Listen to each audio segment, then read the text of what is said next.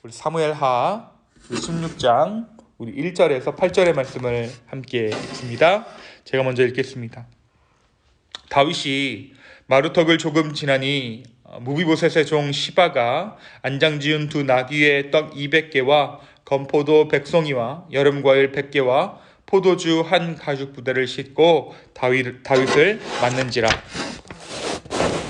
내가 무슨 뜻으로 이것을 가져왔느냐 하니 시바가 이르되 나귀는 왕의 가족들이 타게 하고 떡과 과일은 청년들이 먹게 하고 포도주는 들에서 피곤한 자들에게 마시게 하려 함이니이다.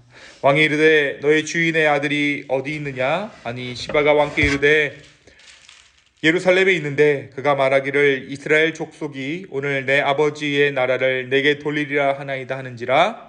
왕이 시바에게 이르되 무비보셋에게 있는 것이 다 너의 것이니라 하니라.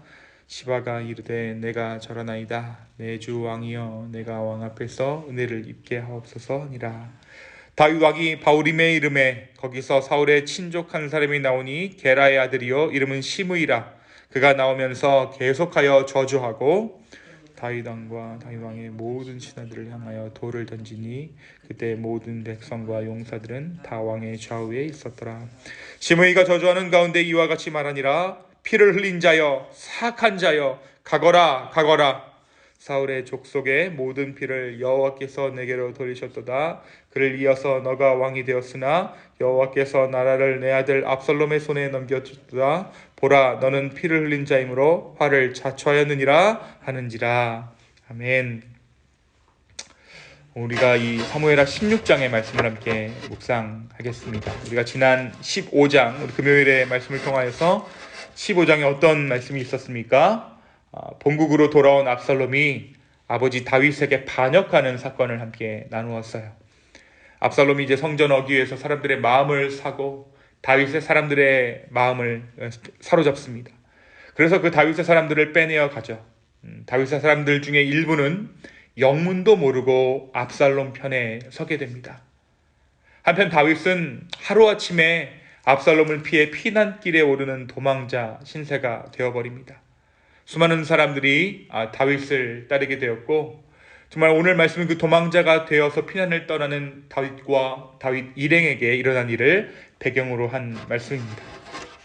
이 다윗의 피난길에 두 나귀에 떡 200개와 건포도 100송이와 또 여름과일 100개와 포도주 한 가죽 부대를 싣고 시바가 나타납니다. 이 시바가 누구냐면 무비보셋을 섬기고 있는 종이었습니다. 그의 재산을 관리하라고 임무를 맡겼던 사람이죠.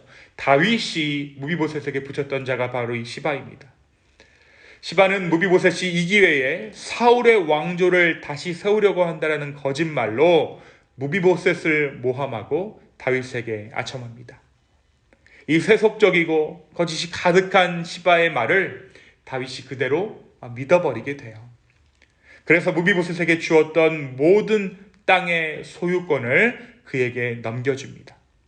시바의 환대로 가려놓은 아첨에 다윗이 그냥 넘어가고 만 것입니다. 그렇게 계속해서 피난길을 가다가 다윗의 피난길에 또 한 사람이 나타납니다. 그가 누구입니까? 그는 사울의 옛 신하였던 시므이예요. 시므이. 그는 피난을 가는 다윗 일행을 만나서 저주를 퍼부으면서 돌을 던집니다. 다윗은 사울에게 손을 대지 않았음에도 불구하고 다윗이 사울을 죽이지 않았음에도 불구하고 시므이의 비난과 저주는 마치 다윗이 사울의 피를 흘려 왕이 되었다는 것처럼 말을 하고 있어요. 8절에 보면 뭐라고 얘기합니까? 사울의 족속의 모든 피를 여호와께서 너에게 돌리셨도다. 그를 이어서 너가 왕이 되었으나 여호와께서 나라를 내 아들 압살롬의 손에 넘기셨도다. 보라 너는 피를 흘린 자이므로 화를 자초하였느니라. 모든 저주를 지금 다윗에게 돌리고 있는 것이에요. 다윗과 피난길에 함께하던 수르야의 아들 아비새가 시므의 이런 반응에 흥분하여서 죽이고자 합니다. 그런데 다윗이 그를 막아요. 그리고 이 모든 것의 배후를 하나님께 돌립니다. 10절입니다. 왕이 가로되 수르야의 아들들아 내가 너희와 무슨 상관이 있느냐? 저가 저주하는 것은 여호와께서 저에게 다윗을 저주하라 하심이니 너가 어찌 그리하였느냐 할 자가 누구겠느냐 하고. 이 말의 의미가 무엇입니까? 다윗은 하나님께서 시므이의 악함을 통해 지금 하나님이 자기 자신에게 말씀하고 계신다라고 여겼던 거예요. 다윗이 지금 일어나고 있는 이 모든 상황들을 하나님께서 조성하셨다, 하나님께서 허락하셨다라고 인정하고 있는 것입니다. 또한 지금 일어나고 있는 이 어려움이 자신의 범죄한 것과 관련되어 있음을 지금 다윗이 생각하고 있는 것입니다. 자신이 낳은 자식 압살롬이 자기를 배신하고 자신을 쫓아내는 것뿐만 아니라 시므이와 같은 자가 그렇게 하는 것도 하나님께서 명령하신 것이라고 인식하고 있는 것입니다. 다윗의 마음이 정말로 낮아져 있는 것이에요. 그러나 다윗은 여기서 끝내지 않고 하나님께서 언젠가 자기 원통함을 갚아주신다면 그것도 하나님께서 하실 것이고 그 저주를 선으로 갚아주실 것이라고 믿고 있습니다. 12절입니다. 혹시 여호와께서 나의 원통함을 감찰하시리니 오늘 그 저주 때문에 여호와께서 선으로 내게 갚아주시리라. 한편 이 압살롬은 어떻게 행합니까? 압살롬은 저항하는 세력 없이 정말 무혈 입성하게 돼요. 예루살렘으로 무혈 입성하게 됩니다. 후세가 그를 맞죠. 후세는 먼저 그럴듯한 말로 압살롬을 안심시켰습니다. 압살롬은 지혜 있는 자 아히도벨에게 이제 자기가 해야 할 일을 묻습니다.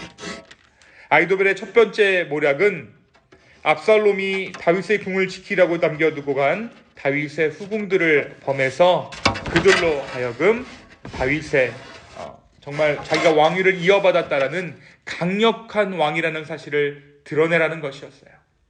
그것도 대낮에 모든 백성들이 인지하는 가운데 다윗의 후궁들을 범함으로써 자신이 강력한 왕이라는 사실을 드러내고 자신과 아비와의 화해의 모든 가능성은 깨졌고 이 싸움에서 자신이 결코 물러나지 않을 것임을 드러내라라고 조언합니다.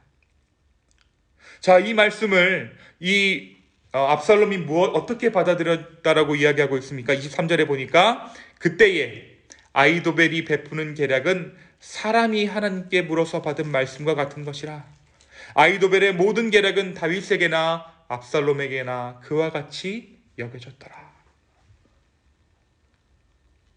마치 하나님께서 말씀하시는 것처럼 이 아히도벨의 지혜를 압살롬이 여겼다라고 이야기하고 있습니다. 그러나 이것이 하나님의 지혜입니까? 이것은 하나님의 지혜였다기보다는 사단의 지혜였다는 것이죠. 정치적으로는 그가 맞았을지는 몰라요. 그러나 신앙적으로 율법적으로 하나님의 방법을 완전히 저버린 것이었죠. 그런데 지금 압살롬이나 다윗이나 사리 판단이 흐려진 나머지 이 아히도벨의 말을 하나님의 말처럼 여겼다라는 것입니다. 사랑하는 여러분, 오늘 말씀 이 사무엘하 16장이 우리에게 말해주고 있는 것이 무엇일까요? 우리의 마음이 강팍해졌을 때, 우리의 삶이 힘들 때에 우리의 삶 가운데 위기가 되는 것은 저주가 아니라 도리어 환대라는 사실을 우리가 알 수 있어요. 다윗이 자신을 저주하는 시므이의 저주는 지금 하나님의 뜻으로 받아들이죠. 그런데 환대라는 정말 자신의 마음을 지켰지만 예상치 못한 시바의 환대에 마음을 빼앗겨 버립니다. 그의 모함에 요나단과 세웠던 약속을 저버리고 무비보셋의 모든 소유를 압수해 버린 것입니다. 때때로 우리에게 다가오는 살길처럼 다가오는 한모금 단비처럼 내려오는 그 일에 우리의 마음을 빼앗기지 않는 우리가 되기를 소망합니다. 우리가 정말 위기의 순간에 조심해야 할 것은 우리를 향한 저주가 아니라, 우리를 향한 환난이 아니라 우리를 향한 환대, 달콤한 말 한마디, 우리가 그것을 더욱더 조심해야 한다는 것입니다. 우리가 연약할 때는 우리의 분별력도 약해지기 때문입니다. 저와 여러분이 오늘 이 아침에 기도할 때에, 이 아침에 기도 가운데 하나님께서 다시 한번 분별의 마음을 주시고 허탄한 것의 마음을 빼앗기지 않는 오늘 하루 되기를 예수님의 이름으로 축원합니다. 정말 우리의 사탕 발림과도 같은 달콤한 말 한마디에 우리의 마음이 빼앗겨서 그곳에 마음을 두는 그런 어리석은 하루가 아니라 하나님의 말씀 가운데 우리의 정말 말씀에 닻을 내리고 우리의 마음을 지킬 수 있는 오늘 하루 될 수 있기를 예수 그리스도의 이름으로 축원합니다. 또 오늘 말씀에서 다윗과 압살롬 모두가 이 아히도벨의 모략을 하나님의 지혜처럼 여겼다라는 것을 우리가 알 수 있어요.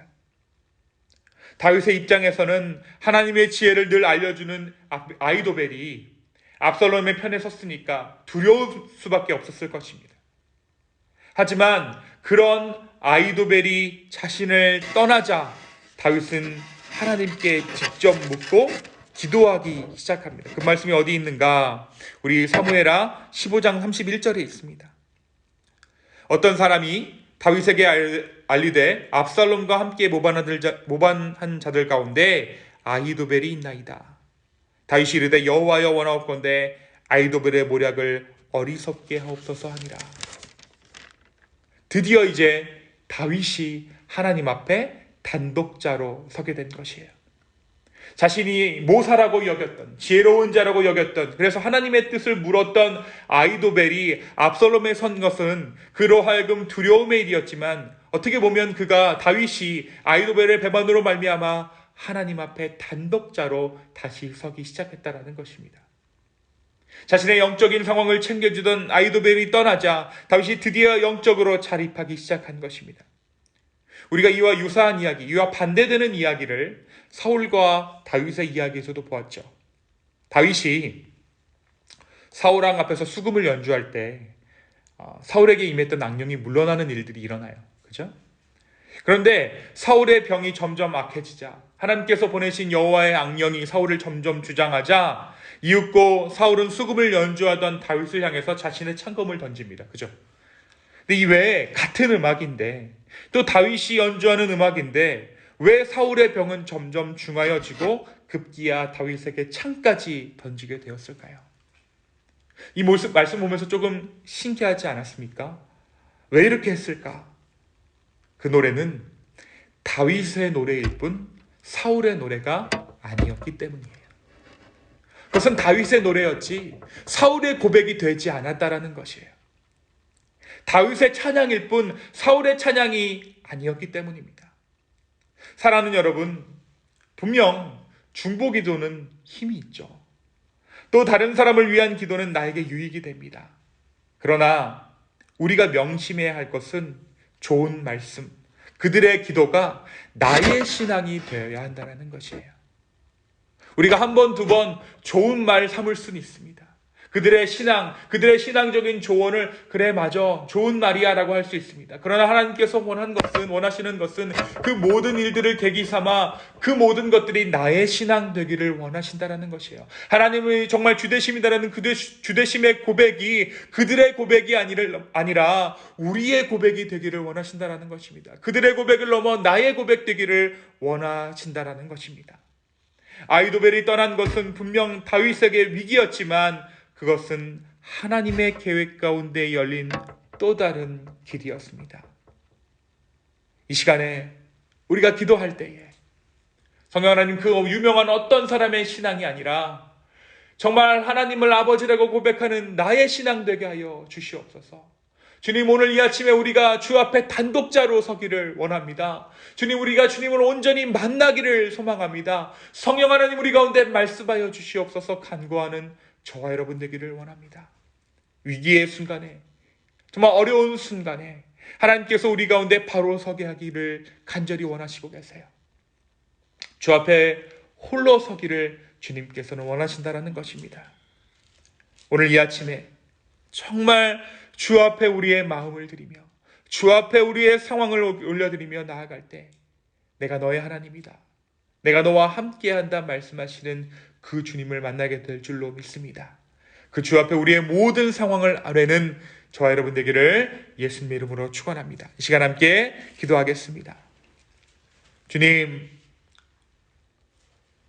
정말 사탕발림의 말로 우리의 마음을 빼앗기는 일이 없을 수 있도록 인도하여 주십시오. 주 앞에 우리가 단독자로 서기를 원합니다. 그 누구의 신앙이 아니라, 그 누구의 신학이 아니라 성령 하나님 우리 가운데 말씀하시는 그 하나님의 신앙, 그 하나님을 우리가 오늘 이 아침에 만나기를 소망합니다. 주여 우리 가운데 말씀하여 주시고 그 말씀 가운데 우리로 하여금 순종하게 하여 주시옵소서. 감사합니다. 이 모든 말씀 살아계신 예수 그리스도의 이름으로 기도하였습니다. 아멘.